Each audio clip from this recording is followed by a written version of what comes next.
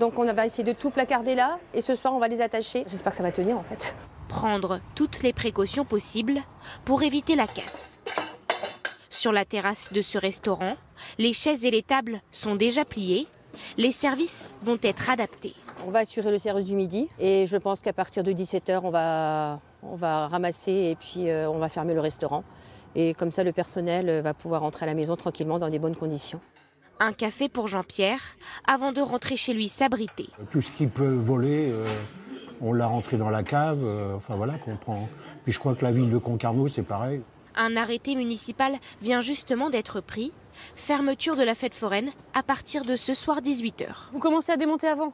Oui, les grosses prises au vent, quoi. Parce que le palais du rire, c'est vrai qu'il est haut, mine de rien. Hein. Rabaisser les attractions en hauteur, tout comme les grues, pour réduire la prise au vent. Un peu plus loin, les accès directs à la mer vont aussi être condamnés. Tout du long là-bas du front de mer, ce qu'on appelle la corniche, on a dès hier soir barriéré pour interdire la circulation aux véhicules. Évidemment, il est fortement déconseillé, voire interdit aux piétons de s'y rendre. On fait le maximum techniquement et humainement par rapport à nos capacités. Mais après, les éléments, on ne les maîtrise pas. Donc le vent, la mer, j'aurais presque tendance à dire on n'a plus qu'à attendre. Au lieu d'attendre, certains ont choisi de prendre les devants et de venir remplir leur caddie, même en ce jour férié. Un petit peu pour mettre au congélateur, avec le vent qu'il va y avoir, ça va éviter de bouger de la maison pendant quelques jours. Donc quelques provisions. Demain, les marchés seront annulés, tout comme les trains. Entre ce soir et vendredi matin, aucun TER ni TGV ne circulera en Bretagne. Les passagers rencontrés en gare de Quimper n'ont pas eu d'autre choix que d'anticiper. Normalement, je rentre le jeudi soir chez moi. Et donc là, j'ai pris un bus de nuit pour arriver plus tôt chez moi.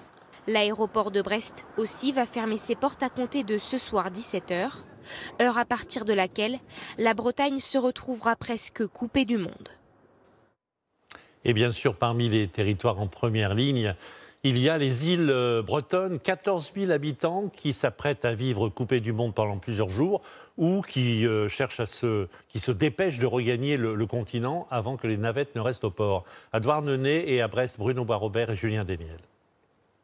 Dernière traversée potentielle ce matin pour Saint, avant peut-être plusieurs jours. Résidente de l'île, Marie-Louise a dû abréger son séjour sur le continent. Nous étions sur le continent jusqu'à la fin de la semaine normalement pour garder nos petits pendant les vacances. Et là, vu le coup de vent qu'ils annoncent, nous rentrons ramasser les chaises de jardin et tout ce qui peut servir de projectile chez le voisin. Sur le quai, d'autres passagers peu communs attendent d'embarquer. Ces 3 sapeurs-pompiers basés dans la campagne finistérienne vont prêter main forte à l'unique volontaire de l'île de Saint. Nous, on nous parle d'une bombe météorologique, alors on s'attend à beaucoup d'un coup et rapide. Peut-être pas forcément le voir arriver, je pense. Après, là, pour l'instant, c'est encore un peu calme, le calme avant la tempête, on va dire. En passerelle, l'équipage est aux aguets devant les conditions météo à venir. 16 mètres 10 à la pointe du vent à 2h du matin. À 2h du matin. On n'a jamais vu ça encore.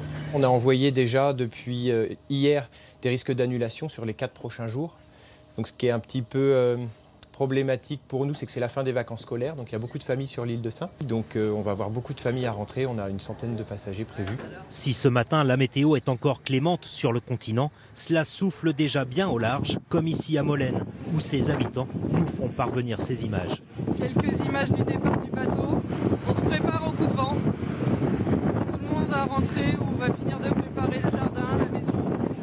En attendant, tôt ce matin à Brest au départ pour l'île d'Ouessant, la tempête annoncée n'effraie pas ses touristes, tout juste une certaine appréhension. On a un peu peur, on a pris pas mal de médicaments depuis hier, j'ai pris ce matin, ma copine a pris les bananes, les gingembre, tout ce qu'il faut. La peur du mal de mer? Oui. 160 km/h de vent, des grosses vagues, on espère que Ouessant ne sera pas submergé, voilà, c'est tout. Les conditions de mer sont déjà musclées ce midi, elles s'annoncent véritablement dantesques dans les heures à venir, au large du Finistère. Ce soir, à partir de minuit, je vous le disais, le Finistère, les Côtes-d'Armor et la Manche seront placés en vigilance rouge. 17 autres départements seront, eux, en alerte orange. Exceptionnellement, le ministre de l'Intérieur recommande de ne pas sortir dans la nuit prochaine sur l'ensemble du territoire national. Alors, pour éviter tout risque, alors à quoi peut-on s'attendre? Christophe Abel, Nicolas Hess et Renan Hellec répondent à cette question. Pour les commerces du bord de mer, il y a urgence. Des panneaux de bois sont installés pour protéger les vitres. Les accès aux plages sont interdits. Partout, au nord-ouest du pays, on se prépare à faire face à des vents très violents. Les engins de déblaiement sont déjà de sortie. Tout ça a été programmé hier matin avec la cellule de crise qui est opérationnelle et qui sera opérationnelle si besoin est dès le déclenchement des alertes. Donc on est sur le pied de guerre. Pourquoi un tel dispositif ? Parce que la tempête Ciarán est qualifiée d'exceptionnelle par Météo France. Elle se forme au large de l'océan Atlantique. Le grand écart de température entre l'air chaud au sud et l'air froid au nord crée un rail de dépression qui se dirige tout droit sur les côtes françaises. C'est ça la tempête Ciarán, avec le cœur de la dépression. C'est dans la partie sud que les vents vont être les plus violents et c'est justement cette partie qui va passer cette nuit sur les côtes de la Manche. Du vent accompagné de fortes précipitations. Dans les Côtes d'Armor, les pompiers s'organisent. En tout, ils seront 3400, soutenus par 4 hélicoptères. Tout ce qui est groupe électrogène, forcément, l'événement climatique, peut-être plus d'électricité. Donc on a tout pour remédier en fait à pouvoir secourir la population au mieux. Donc on se prépare. 3 départements sont classés en vigilance rouge. Le Finistère, les Côtes d'Armor et la Manche. Dans les terres, cette violente tempête pourrait conduire à la chute d'arbres. Les conditions pour que les arbres tombent actuellement, c'est que les sols sont meubles, gorgés d'eau. Et ensuite, les arbres sont encore bien touffus avec les feuilles. Et le fait d'avoir ce feuillage, ça fait exactement comme une prise au vent dans une voile. Dans la Manche, la péninsule du Cotentin s'attend à des vents très forts, compris entre 130 et 135 km/h. Ces vents, accompagnés d'une élévation du niveau de la mer, entraînent les phénomènes de vagues submersives. Au large, elles peuvent atteindre 10 mètres de haut. Les risques principaux, c'est bien évidemment les risques pour la vie humaine, pour tous les gens qui s'approcheraient de trop. On sait que tous les ans, il y a des accidents de ce type-là. Et puis ensuite, de risques pour tout ce qui est structurel, au niveau donc, des habitations. Après la tempête Céline la semaine dernière, Ciarán aujourd'hui, Météo France entrevoit une nouvelle dépression qui doit arriver par le golfe de Gascogne en fin de journée jeudi. Et puis surtout, n'hésitez pas à prendre des images ou des vidéos si vous êtes témoin d'un événement. Pour nous les envoyer, vous utilisez le QR code qui s'affiche ou vous allez tout simplement sur le site ou sur l'application TF1. Ce matin, par endroits, les vents ont déjà atteint près de 100 km/h. C'était notamment le cas à Belle-Île. Sur le littoral atlantique, on sait à quel point les tempêtes peuvent faire des dégâts. Alors, les communes ont retenu les leçons du passé. Par exemple, à Noirmoutier, tous les services comme les habitants se sont préparés au pire. Sur place, Kevin Guéniou et Xavier Baumel. Depuis hier, Madeleine est prévenue et elle prend ses dispositions. Ranger tout ce qui pourrait s'envoler ou se protéger derrière ses volets fermés, des consignes de la mairie reçues directement par téléphone et qui la rassurent. Il y a des consignes sur la communauté de communes, sur la mairie, dans la presse, la télévision. On ne peut pas échapper au fait qu'il va y avoir une tempête. On n'est pas totalement isolé. Ça devrait aller, ça devrait aller. En tout, la mairie de Noirmoutier en Lille a appelé une centaine de personnes âgées, l'une des mesures décidées en cellule de crise. Ici qu'on se réunit régulièrement et qu'on fait le point sur les choses à mettre en place. Sur plein de petits détails, la mairie estime être plus préparée que lors des tempêtes précédentes. Aujourd'hui, on anticipe beaucoup plus les choses, puisque vous voyez, le groupe électrogène est vraiment relié directement à la mairie déjà, pour que la mairie reste connectée. Des sacs de sable, par exemple, sont mis à disposition de tous les commerçants qui souhaitent se protéger. Une bonne chose pour Jean-Marie, qui a connu la tempête de 1999 et son manque d'anticipation. On est plus vigilant, c'est-à-dire qu'en 1999, on a été surpris. Alors que là, maintenant, on est prêt. C'est juste, en tant que commerçant, on a créé une sorte d'intranet, on discute alors faut que tu fasses ci, faut que tu fasses ça, protège-toi. Lille s'est aussi améliorée face aux assauts de la mer. Il y a 10 ans, cette digue a été rehaussée.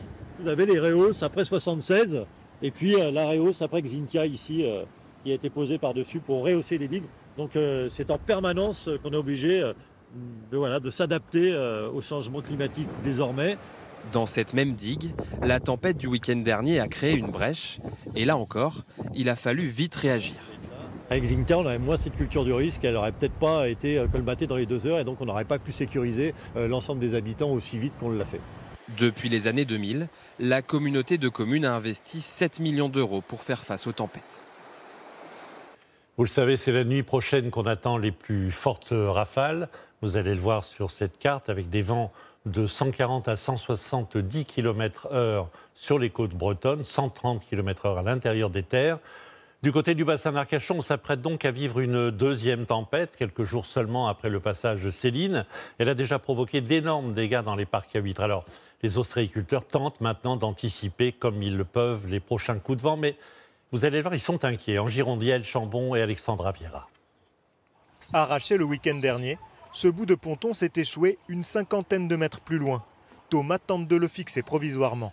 On essaye de faire les moyens du bord. Pour l'instant, il reste là et normalement, il ne devrait pas bouger. Pour éviter de perdre le reste de la structure, l'ostréiculteur a posé le maximum de poids dessus.